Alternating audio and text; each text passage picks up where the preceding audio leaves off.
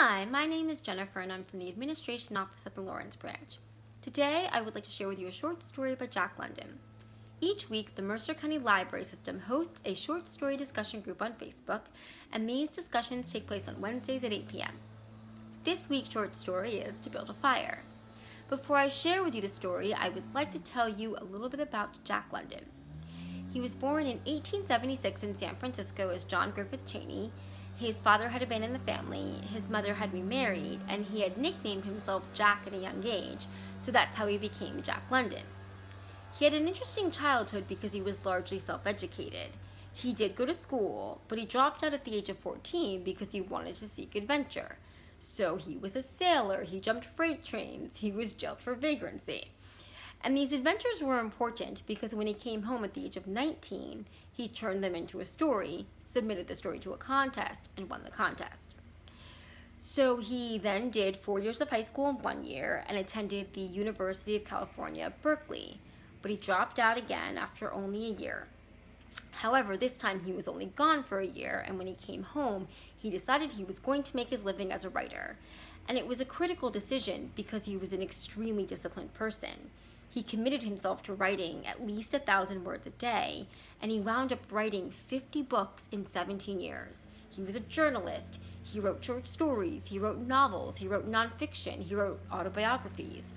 He was extremely prolific as a writer, and he wound up becoming the highest paid writer of his time. Unfortunately, he was ill for most of his life, and he died at the age of 40 of kidney disease. So if you look at his writing, you see some similar themes. So for example, some of his most famous novels are The Call of the Wild and White Fang. And in those novels, you see the struggle for survival. And you're going to see that exact same struggle for survival in today's short story. So without further ado, here is To Build a Fire. Day had broken cold and gray, exceptionally cold and gray, when the man turned aside from the main Yukon Trail and climbed the high earth bank where a dim and little-traveled trail led eastward through the fat spruce timberland. It was a steep bank, and he paused for breath at the top, excusing the act to himself by looking at his watch. It was 9 o'clock. There was no sun nor hint of sun, though there was not a cloud in the sky. It was a clear day, and yet there seemed an intangible pall over the face of things, a subtle gloom that made the day dark, and that was due to the absence of sun. This fact did not worry the man. He was used to the lack of sun. It had been days since he had seen the sun, and he knew that a few more days must pass before that cheerful orb due south would just peep above the skyline and dip immediately from view. The man flung a look back along the way he had come. The Yukon lay a mile wide and hidden under 3 feet of ice. On top of this ice were as many feet of snow. It was all pure white, rolling in gentle undulations where the ice jams of the freeze-up had formed. North and south, as far as his eye could see, it was unbroken white, save for a dark hairline that curved and twisted from around the spruce-covered island to the south, and that curved and twisted away into the north, where it disappeared behind another spruce-covered island. This dark hairline was the trail, the main trail, that led south 500 miles to the Chilkoot Pass, Dyea, and Saltwater, and that led north 70 miles to Dawson, and still on to the north 1,000 miles to Nulato, and finally to St. Michael on Bering Sea, 1,000 miles and half 1,000 more. But all this, the mysterious far-reaching hairline trail, the absence of sun from the sky, the tremendous cold, and the strangeness and weirdness of it all, made no impression on the man. It was not because he was long used to it. He was a newcomer in the land, a Chautauquo, and this was his first winter. The trouble with him was that he was without imagination. He was quick and alert in the things of life, but only in the things and not in the significances. 50 degrees below zero meant 80-odd degrees of frost. Such fact impressed him as being cold and uncomfortable, and that was all. It did not lead him to meditate upon his frailty as a creature of temperature, and upon man's frailty in general, able only to live within certain narrow limits of heat and cold. And from there on, it did not lead him to the conjectural field of immortality and man's place in the universe. 50 degrees below zero stood for a bite of frost that hurt and that must be guarded against by the use of mittens, ear flaps, warm moccasins, and thick socks. 50 degrees below zero was to him just precisely 50 degrees below zero. That there should be anything more to it than that was a thought that never entered his head. As he turned to go on, he spat speculatively. There was a sharp, explosive crackle that startled him. He spat again, and again in the air before it could fall to the snow. The spit crackled. He knew that at 50 below, spit crackles on the snow, but this spittle had crackled in the air. Undoubtedly, it was colder than 50 below. How much colder? He did not know. But the temperature did not matter. He was bound for the old claim on the left fork of Henderson Creek, where the boys were already. They had come over across the divide from the Indian Creek country, while he had come the roundabout way to take a look at the possibilities of getting out logs in the spring from the islands and the Yukons. He would be into camp by 6 o'clock. A bit after dark, it was true, but the boys would be there, a fire would be going, and a hot supper would be ready. As for lunch, he pressed his hand against the protruding bundle under his jacket. It was also under his shirt, wrapped up in a handkerchief and lying against the naked skin. It was the only way to keep the biscuits from freezing.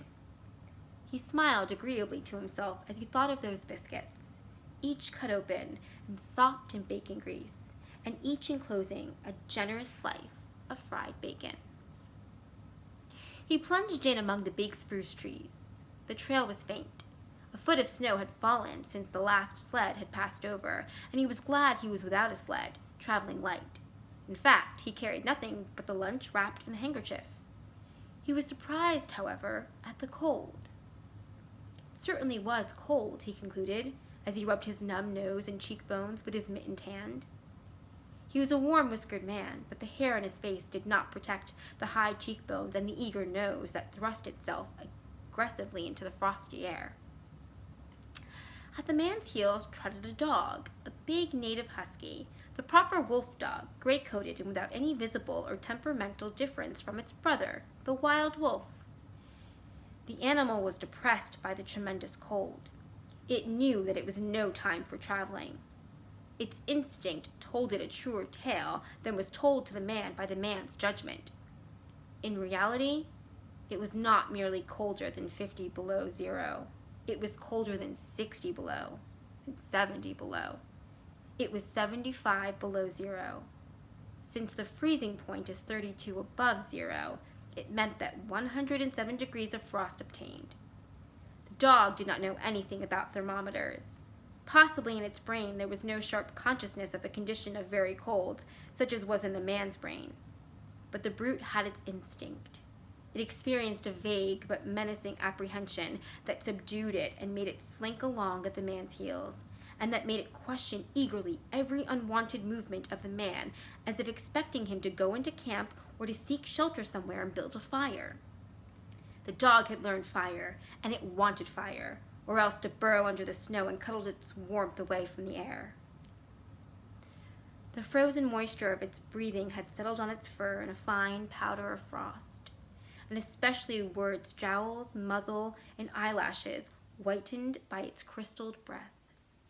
The man's red beard and mustache were likewise frosted, but more solidly, the deposit taking the form of ice and increasing with every warm, moist breath he exhaled. Also, the man was chewing tobacco, and the muzzle of ice held his lips so rigidly that he was unable to clear his chin when he expelled the juice.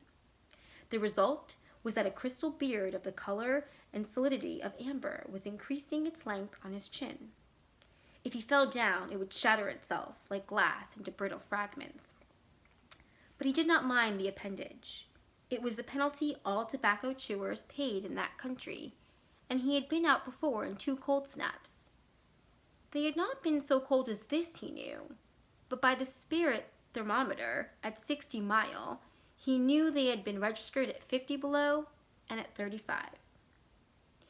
He held on through the level stretch of woods for several miles, crossed a wide flat of niggerheads, and dropped down a bank to the frozen bed of a small stream. This was Henderson Creek, and he knew he was 10 miles from the forks. He looked at his watch. It was 10 o'clock. He was making 4 miles an hour, and he calculated that he would arrive at the forks at 12:30. He decided to celebrate the event by eating his lunch there. The dog dropped in again at his heels with a tail drooping discouragement as the man swung along the creek bed. The furrow of the old sled trail was plainly visible, but a dozen inches of snow covered the marks of the last runners. In a month, no man had come up or down that silent creek. The man held steadily on. He was not much given to thinking, and just then particularly he had nothing to think about save that he would eat lunch at the forks and that at 6 o'clock he would be in camp with the boys. There was nobody to talk to, and had there been, speech would have been impossible because of the ice muzzle on his mouth. So he continued, monotonously, to chew tobacco and to increase the length of his amber beard. Once in a while, the thought reiterated itself that it was very cold, and that he had never experienced such cold. As he walked along, he rubbed his cheekbones and nose with the back of his mittened hand. He did this automatically, now and again changing hands. But rub as he would, the instant he stopped, his cheekbones went numb, and the following instant the end of his nose went numb. He was sure to frost his cheeks. He knew that, and experienced a pang of regret that he had not devised a nose strap of the sort Bud wore in cold snaps. Such a strap passed across the cheeks as well and saved them. But it didn't matter much after all. What were frosted cheeks? A bit painful, that was all. They were never serious. Empty as the man's mind was of thoughts, he was keenly observant, and he noticed the changes in the creek, the curves and bends and timber jams, and always he sharply noted where he placed his feet. Once, coming around a bend, he shied abruptly, like a startled horse, curved away from the place where he had been walking, and retreated several paces back along the trail. The creek, he knew, was frozen clear to the bottom. No creek could contain water in that Arctic winter. But he knew also that there were springs that bubbled out from the hillsides and ran along under the snow and on top the ice of the creek. He knew that the coldest snaps never froze these springs, and he knew likewise their danger. They were traps. They hid pools of water under the snow that might be 3 inches deep or 3 feet. Sometimes a skin of ice half an inch thick covered them, and in turn was covered by the snow. Sometimes there were alternate layers of water and ice skin, so that when one broke through, he kept on breaking through for a while, sometimes wetting himself to the waist. That was why he had shied in such a panic. He had felt the give under his feet and heard the crackle of a snow-hidden ice skin. And to get his feet wet in such a temperature meant trouble and danger. At the very least, it meant delay, for he would be forced to stop and build a fire, and under its protection to bare his feet while he dried his socks and moccasins. He stood and studied the creek bed and its banks, and decided that the flow of water came from the right. He reflected a while, rubbing his nose and cheeks, then skirted to the left, stepping gingerly and testing the footing for each step. Once clear of the danger, he took a fresh chew of tobacco and swung along at his 4-mile gait. In the course of the next 2 hours, he came upon several similar traps. Usually the snow above the hidden pools had a sunken, candied appearance that advertised the danger. Once again, however, he had a close call, and once, suspecting danger, he compelled the dog to go on in front. The dog did not want to go.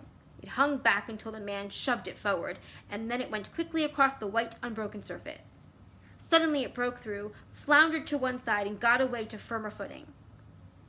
It had wet its forefeet and legs, and almost immediately the water that clung to it turned to ice. It made quick efforts to lick the ice off its legs, then dropped down in the snow and began to bite out the ice that had formed between the toes. This was a matter of instinct. To permit the ice to remain would mean sore feet. It did not know this. It merely obeyed the mysterious prompting that arose from the deep crypts of its being. But the man knew. having achieved a judgment on the subject, and he removed the mitten from his right hand and helped tear out the ice particles. He did not expose his fingers more than a minute, and was astonished at the swift numbness that smote them. It certainly was cold. He pulled on the mitten hastily and beat the hand savagely across his chest. At 12 o'clock, the day was at its brightest. Yet the sun was too far south on its winter journey to clear the horizon. The bulge of the earth intervened between it and Henderson Creek, where the man walked under a clear sky at noon and cast no shadow. At 12:30, to the minute, he arrived at the forks of the creek. He was pleased at the speed he had made. If he kept it up, he would certainly be with the boys by 6. He unbuttoned his jacket and shirt and drew forth his lunch. The action consumed no more than a quarter of a minute, yet in that brief moment the numbness laid hold of the exposed fingers. He did not put the mitten on, but instead struck the fingers a dozen sharp smashes against his leg. Then he sat down on a snow-covered log to eat. The sting that followed upon the striking of his fingers against his leg ceased so quickly that he was startled. He had had no chance to take a bite of biscuit. He struck the fingers repeatedly and returned them to the mitten, baring the other hand for the purpose of eating. He tried to take a mouthful, but the ice muzzle prevented. He had forgotten to build a fire and thaw out. He chuckled at his foolishness, and as he chuckled, he noted the numbness creeping into the exposed fingers. Also, he noticed that the stinging, which had first come to his toes when he sat down, was already passing away. He wondered whether the toes were warm or numb. He moved them inside the moccasins and decided that they were numb. He pulled the mitten on hurriedly and stood up. He was a bit frightened. He stamped up and down until the stinging returned into the feet. It certainly was cold, was his thought. That man from Sulphur Creek had spoken the truth when telling how cold it sometimes got in the country, and he had laughed at him at the time. That showed one must not be too sure of things. There was no mistake about it. It was cold. He strode up and down, stamping his feet and thrusting his arms until reassured by the returning warmth. Then he got out matches and proceeded to make a fire. From the undergrowth, where high water of the previous spring had lodged a supply of seasoned twigs, he got his firewood. Working carefully from a small beginning, he soon had a roaring fire, over which he thawed the ice from his face, and in the protection of which he ate his biscuits. For the moment, the cold of space was outwitted. The dog took satisfaction in the fire, stretching out close enough for warmth and far enough away to escape being singed. When the man had finished, he filled his pipe and took his comfortable time over a smoke. Then he pulled on his mittens, settled the ear flaps of his cap firmly about his ears, and took the creek trail up the left fork. The dog was disappointed and yearned back toward the fire. The man did not know cold. Possibly all the generations of his ancestry had been ignorant of cold, of real cold, of cold 107 degrees below freezing point. But the dog knew. All its ancestry knew, and it had inherited the knowledge. And it knew that it was not good to walk abroad in such fearful cold. It was the time to lie snug in a hole in the snow and wait for a curtain of cloud to be drawn across the face of outer space whence this cold came. On the other hand, there was no keen intimacy between the dog and the man. The one was the toil slave of the other, and the only caresses it had ever received were the caresses of the whiplash, and of harsh and menacing throat sounds that threatened the whiplash. So the dog made no effort to communicate its apprehension to the man. It was not concerned in the welfare of the man. It was for its own sake that it yearned back toward the fire. But the man whistled and spoke to it with the sound of whiplashes, and the dog swung in at the man's heels and followed after.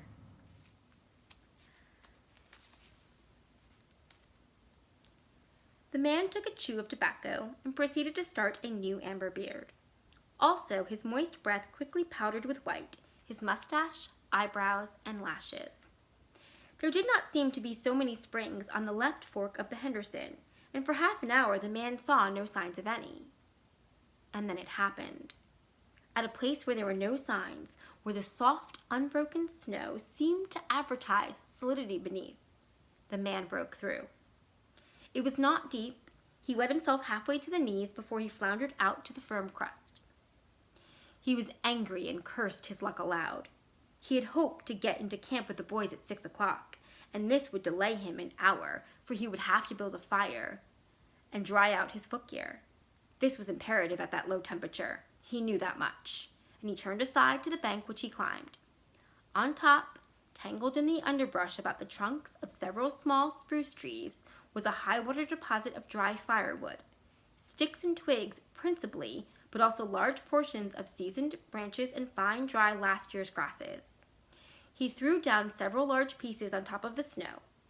This served for a foundation and prevented the young flame from drowning itself in the snow it otherwise would melt. The flame he got by touching a match to a small shred of birch bark that he took from his pocket. This burned even more readily than paper. Placing it on the foundation, he fed the young flame with wisps of dry grass and with the tiniest dry twigs. He worked slowly and carefully, keenly aware of his danger.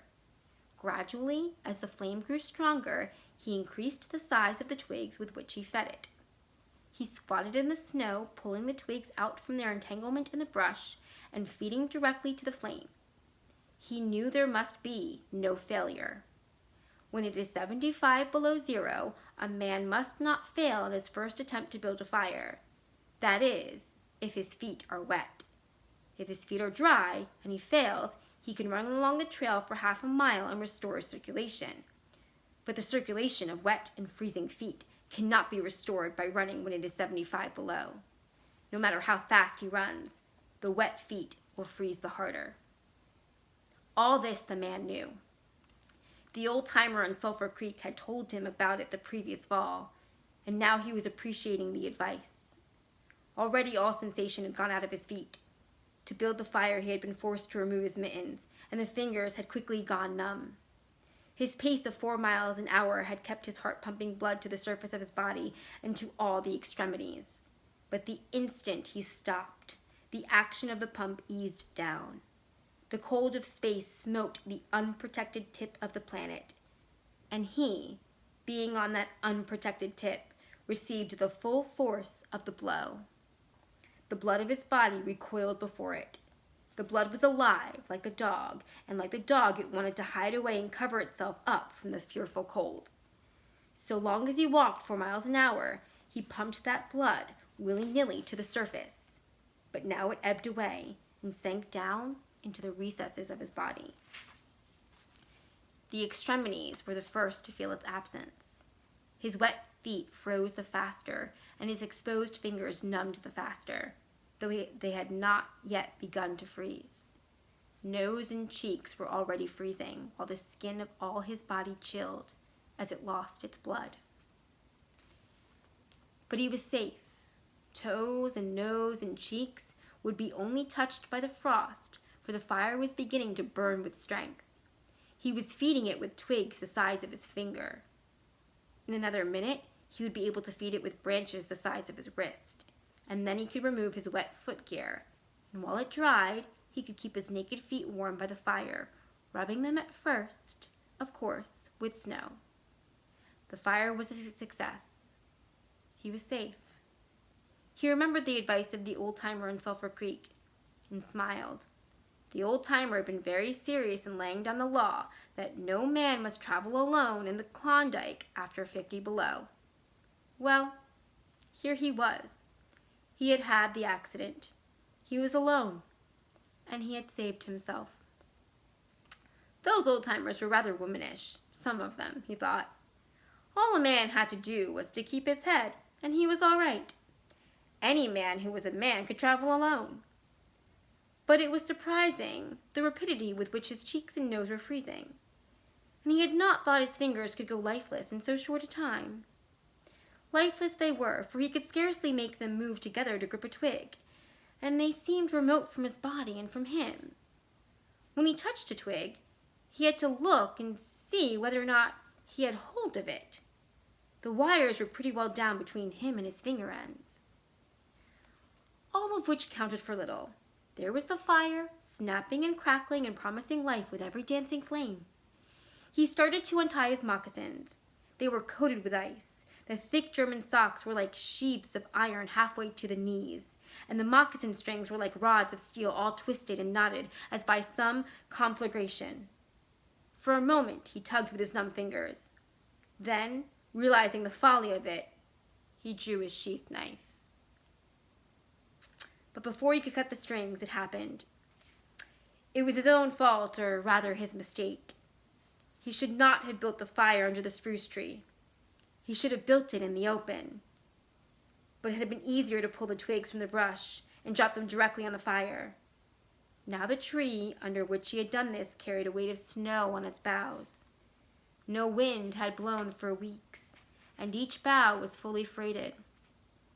Each time he had pulled a twig, he had communicated a slight agitation to the tree, an imperceptible agitation so far as he was concerned, but an agitation sufficient to bring about the disaster. High up in the tree, one bough capsized its load of snow. This fell on the boughs beneath, capsizing them. This process continued, spreading out and involving the whole tree. It grew like an avalanche, and it descended without warning upon the man and the fire was blotted out. Where it had burned was a mantle of fresh and disordered snow. The man was shocked. It was as though he had just heard his own sentence of death. For a moment he sat and stared at the spot where the fire had been. Then he grew very calm. Perhaps the old-timer in Sulphur Creek was right. If he had only had a trail mate, he would have been in no danger now. The trail mate could have built the fire. Well, it was up to him to build the fire over again, and this second time there must be no failure. Even if he succeeded, he would most likely lose some toes. His feet must be badly frozen by now, and there would be some time before the second fire was ready. Such were his thoughts, but he did not sit and think them. He was busy all the time they were passing through his mind. He made a new foundation for a fire, this time in the open, where no treacherous tree could blot it out. Next, he gathered dry grasses and tiny twigs from the high water flotsam. He could not bring his fingers together to pull them out, but he was able to gather them by the handful. In this way he got many rotten twigs and bits of green moss that were undesirable. But it was the best he could do. He worked methodically, even collecting an armful of the larger branches to be used later when the fire gathered strength. And all the while the dog sat and watched him, a certain yearning wistfulness in its eyes, for it looked upon him as the fire provider, and the fire was slow in coming. When all was ready, the man reached in his pocket for a second piece of birch bark. He knew the bark was there, and though he could not feel it with his fingers, he could hear its crisp rustling as he fumbled for it. Try as he would, he could not clutch hold of it, and all the time in his consciousness was the knowledge that each instant his feet were freezing. This thought tended to put him in a panic, but he fought against it and kept calm.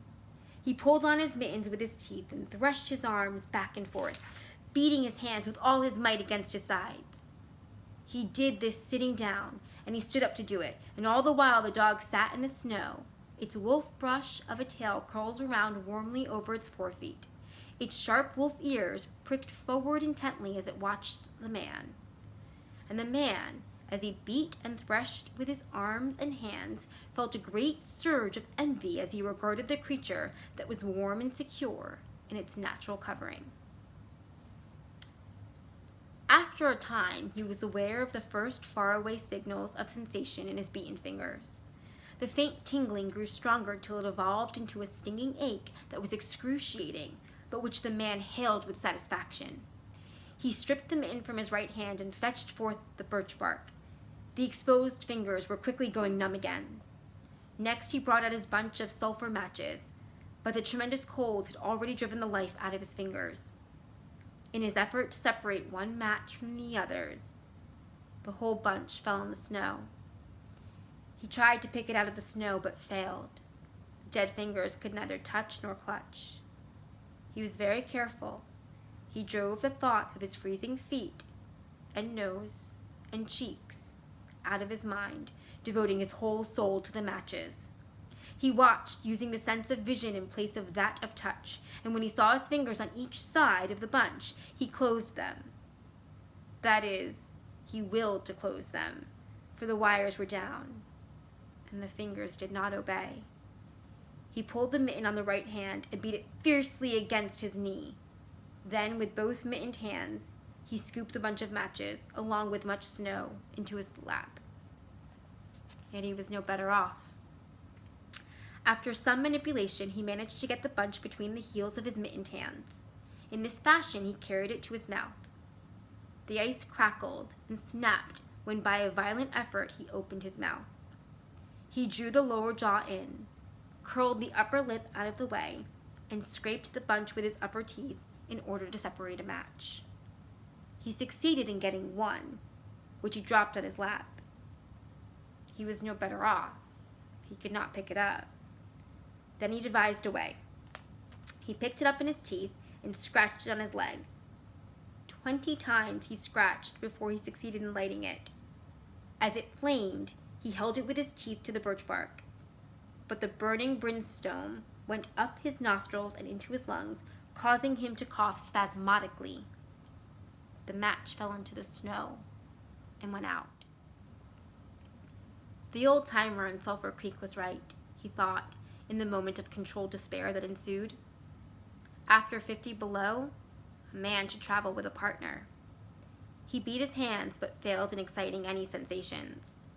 Suddenly he bared both hands, removing the mittens with his teeth. He caught the whole bunch between the heels of his hands.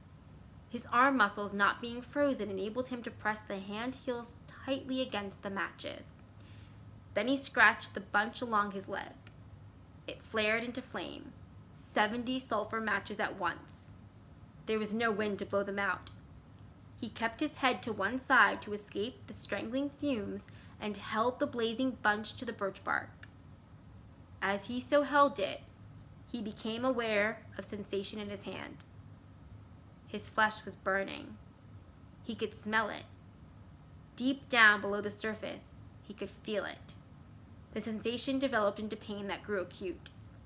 And still he endured it, holding the flame of the matches clumsily to the bark that would not light readily because his own burning hands were in the way, absorbing most of the flame. At last, when he could endure no more, he jerked his hands apart. The blazing matches fell sizzling into the snow, but the birch bark was alight. He began laying dry grasses and the tiniest twigs on the flame. He could not pick and choose, for he had to lift the fuel between the heels of his hands. Small pieces of rotten wood and green moss clung to the twigs, and he bit them off as well as he could with his teeth. He cherished the flame, carefully and awkwardly. It meant life, and it must not perish. The withdrawal of blood from the surface of his body now made him begin to shiver, and he grew more awkward. A large piece of green moss fell squarely on the little fire. He tried to poke it out with his fingers, but his shivering frame made him poke too far, and he disrupted the nucleus of the little fire, the burning grasses and tiny twigs separating and scattering. He tried to poke them together again, but in spite of the tenseness of the effort, his shivering got away with him, and the twigs were hopelessly scattered. Each twig gushed a puff of smoke and went out. The fire provider had failed. As he looked apathetically about him, his eyes chanced on the dog, sitting across the ruins of the fire from him, in the snow, making restless, hunching movements, slightly lifting one forefoot and then the other, shifting its weight back and forth on them with wistful eagerness. The sight of the dog put a wild idea into his head. He remembered the tale of the man caught in a blizzard who killed a steer and crawled inside the carcass, and so was saved. He would kill the dog and bury his hands in the warm body until the numbness went out of them. Then he could build another fire. He spoke to the dog, calling it to him. But in his voice was a strange note of fear that frightened the animal, who had never known the man to speak in such a way before. Something was the matter, and its suspicious nature sensed danger. It knew not what danger, somewhere, somehow, in its brain arose an apprehension of the man.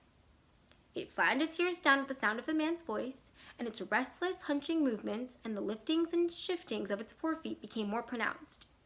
But it would not come to the man. He got on his hands and knees and crawled toward the dog. This unusual posture again excited suspicion, and the animal sidled mincingly away. The man sat up in the snow for a moment and struggled for calmness. Then he pulled on his mittens by means of his teeth and got upon his feet. He glanced down at first in order to assure himself that he was really standing up, for the absence of sensation in his feet left him unrelated to the earth. His erect position in itself started to drive the webs of suspicion from the dog's mind, and when he spoke peremptorily with the sound of whiplashes in his voice, the dog rendered its customary allegiance and came to him. As it came within reaching distance, the man lost his control. His arms flashed out to the dog, and he experienced genuine surprise when he discovered that his hands could not clutch, that there was neither bend nor feeling in his fingers. He had forgotten for the moment that they were frozen, and that they were freezing more and more. All this happened quickly, and before the animal could get away, he encircled its body with his arms. He sat down in the snow, and in this fashion held the dog, while it snarled and whined and struggled. But it was all he could do, hold its body encircled in his arms and sit there. He realized that he could not kill the dog.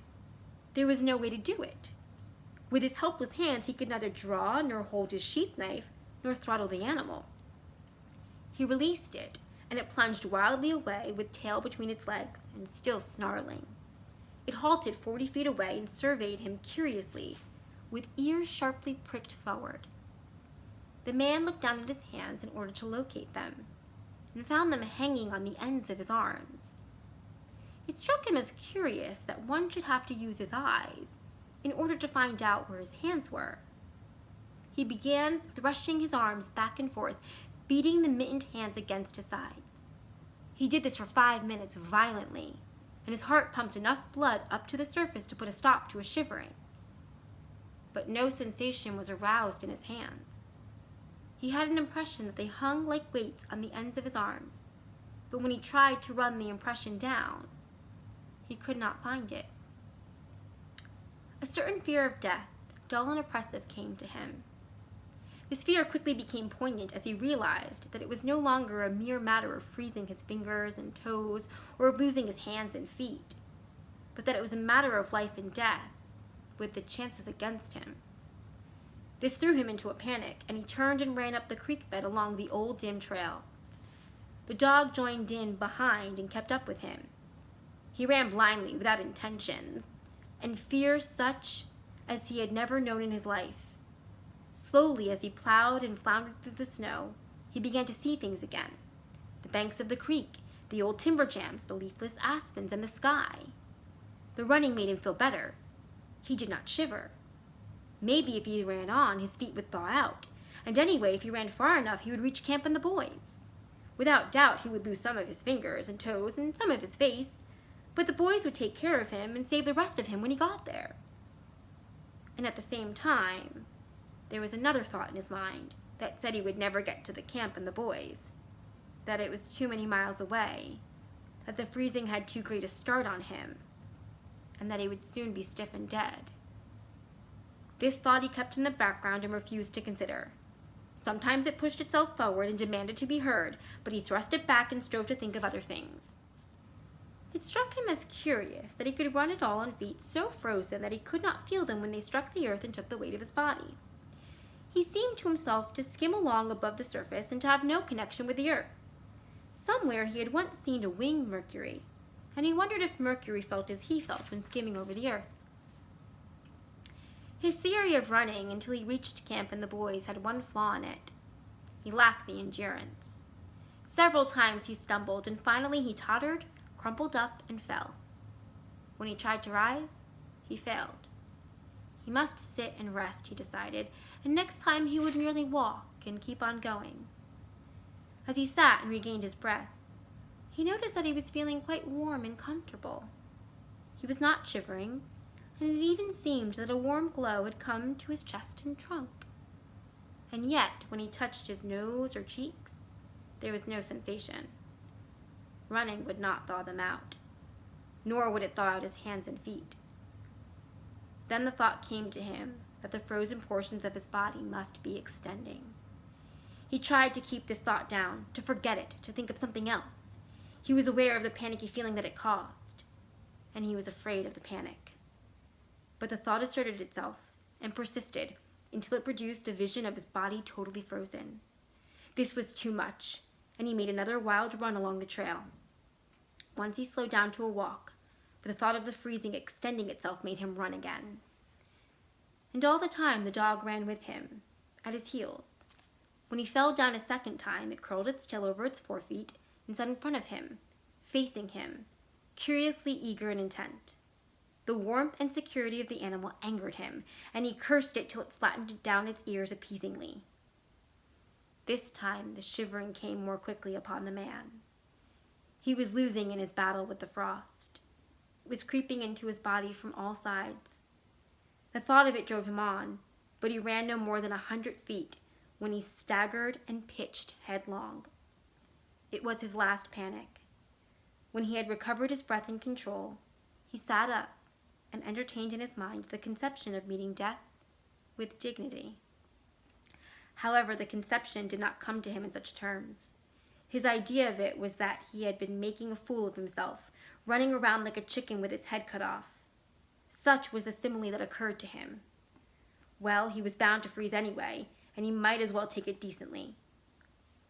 With this newfound peace of mind came the first glimmerings of drowsiness. A good idea, he thought, to sleep off to death. It was like taking an anesthetic. Freezing was not so bad as people thought. There were lots worse ways to die.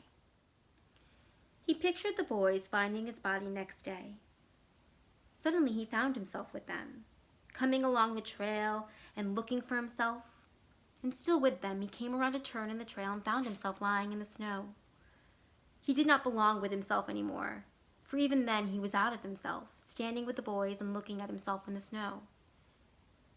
It certainly was cold, was his thought. When he got back to the States, he could tell the folks what real cold was. He drifted on from this to a vision of the old-timer on Sulphur Creek. He could see him quite clearly, warm and comfortable, and smoking a pipe. "You were right, old hoss, you were right," the man mumbled to the old-timer of Sulphur Creek. Then the man drowsed off into what seemed to him the most comfortable and satisfying sleep he had ever known. The dog sat facing him and waiting. The brief day drew to a close in a long, slow twilight. There were no signs of a fire to be made, and besides, never in the dog's experience had it known a man to sit like that in the snow and make no fire. As the twilight drew on, its eager yearning for the fire mastered it, and with a great lifting and shifting of forefeet, it whined softly, then flattened its ears down in anticipation of being chidden by the man. But the man remained silent. Later, the dog whined loudly, and still later it crept close to the man and caught the scent of death. This made the animal bristle and back away. A little longer it delayed, howling under the stars that leaped and danced and shone brightly in the cold sky. Then it turned and trotted up the trail in the direction of the camp it knew, where were the other food providers and fire providers. We hope you join us this Wednesday at 8 p.m. for a discussion of this story.